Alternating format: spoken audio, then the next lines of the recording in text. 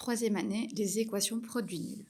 Première chose à faire dans une équation, c'est de regarder si votre équation est sous la forme d'une équation produit. Ici, on voit bien qu'on n'a pas un produit. Et nul, on n'a pas un des deux membres qui est égal à 0. Donc, c'est la première chose qu'on va faire, c'est transformer ça.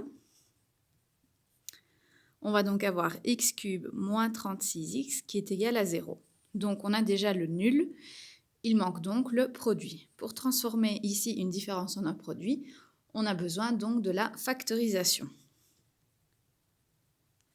Première méthode de factorisation, c'est est-ce que je peux mettre en évidence? Oui.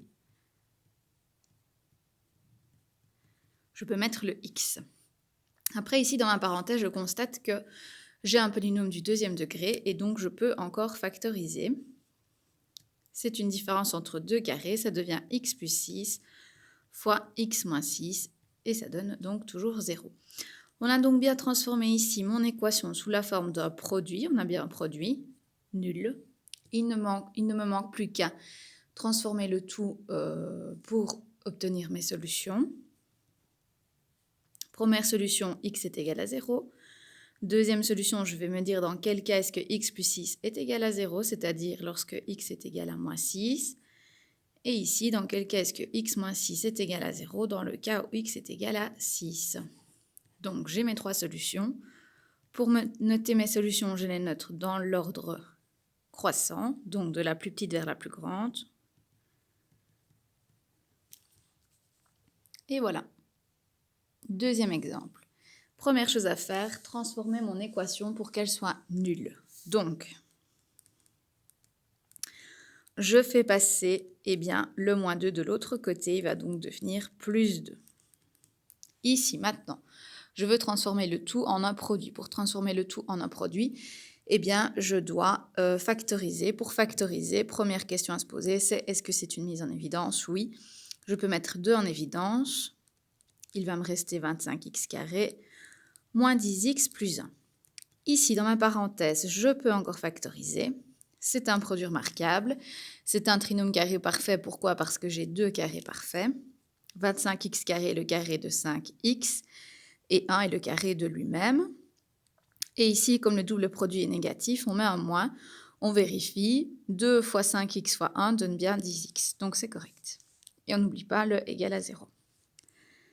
Alors, dernière étape, déterminer les solutions. Ici, le 2 ne va m'apporter aucune solution. Pourquoi? Parce qu'il n'y a pas de x. Et donc ici, je vais prendre 5x moins 1. Alors, pourquoi juste le 5x moins 1 et pas le carré? Eh bien, parce que quand on a 5x moins 1 au carré, c'est comme si on avait 5x moins 1 fois 5x moins 1. Ce qui va donc m'amener 2 fois la même solution. Donc, étant donné que je suis pourrie, je ne vais le faire qu'une seule fois. J'isole mon 5x, donc je fais plus 1 de chaque côté. Et ici, pour arriver à x, je fais diviser par 5 de chaque côté, donc 1/5 comme solution. Ici, j'ai une solution unique. Des fois, ça arrive. Des fois, il n'y en a pas. Ça dépend de votre équation de départ. Alors, je continue. Troisième exemple. Ici, on a déjà l'équation sous la forme d'un 0. Il ne reste plus qu'à transformer ça sous la forme d'un produit. Alors, pour ce faire, on voit ici que ce n'est pas de la mise en évidence, ce n'est pas un produit remarquable, puisqu'il n'y a pas 2 termes et 3 termes, il y en a 4, donc on va utiliser Horner. Pour ce faire, on va chercher les diviseurs de 2. Les diviseurs de 2 sont 1, 2, mais il y a aussi les négatifs, moins 1, moins 2. Je vais taper mon polynôme sur ma calculette et chercher la valeur qui va annuler le polynôme. Alors, je tape le polynôme. Et je vais regarder la valeur qui va annuler le polynôme. 1, ça ne marche pas. 2, ça marche. Donc, hop, je fais ma grille d'Horner. Ici, c'est la valeur 2 qui fonctionne. Je note les coefficients 3, moins 4, moins 5 et 2, puisque mon polynôme est ROC, ça veut dire qu'il est réduit ordonné complet. Je descends le 3. 3 fois 2, 6, moins 4 plus 6, 2. 2 fois 2, 4.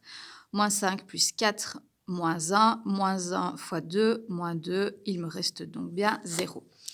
Je vais donc réécrire mon polynôme sous la forme de, ici, je prends l'opposé, donc x moins 2. Mon polynôme étant du troisième degré, je descends d'un degré. Ceci sera donc du x carré, du x. Donc, je vais avoir 3x carré plus 2x, pardon, moins 1 est égal à 0. Je vais de nouveau factoriser puisque ici, j'ai encore une fois un polynôme du deuxième degré. Je prends donc les diviseurs de 1 puisque ce n'est pas de la mise en évidence ici ni un produit remarquable. Donc, je vais encore une fois effectuer Horner. Je tape donc le polynôme 3x carré plus 2x moins 1 et je regarde quelle valeur fonctionne. C'est donc moins 1. J'effectue ma grille. Hop, c'est moins 1 qui fonctionne. 3, 2 et moins 1. Je descends le 3. 3 fois moins 1, moins 3. 2 plus moins 3, moins 1. Moins 1 fois moins 1, 1. Il reste 0. Je réécris donc mon équation en reprenant ici le x moins 2 puisque lui ne bouge pas. Par contre, ici, cette parenthèse-ci va devenir le moins 1, ça devient x plus 1.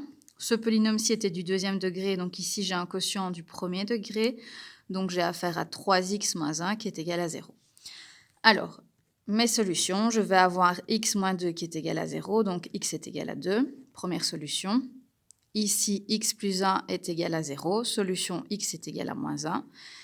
Et ici, je me dis dans quel cas est-ce que 3x moins 1 est égal à 0? Dans le cas où 3x est égal à 1, donc x est égal à 1 tiers.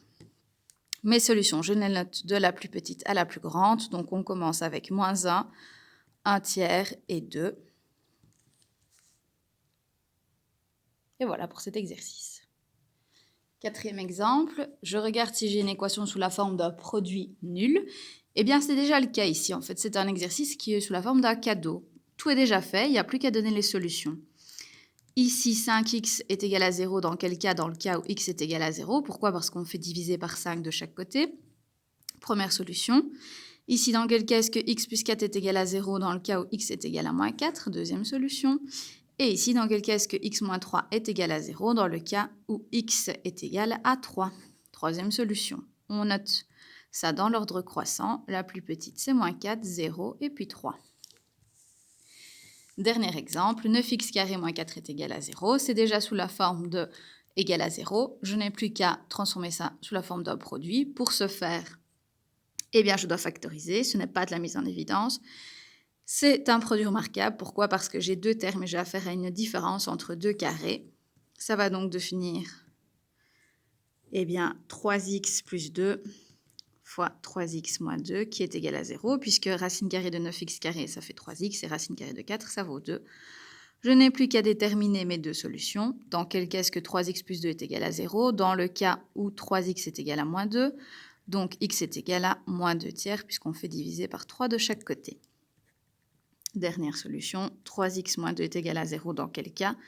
Dans le cas où 3x est égal à 2, x sera donc égal à 2 tiers puisqu'on fait diviser par 3 de chaque côté.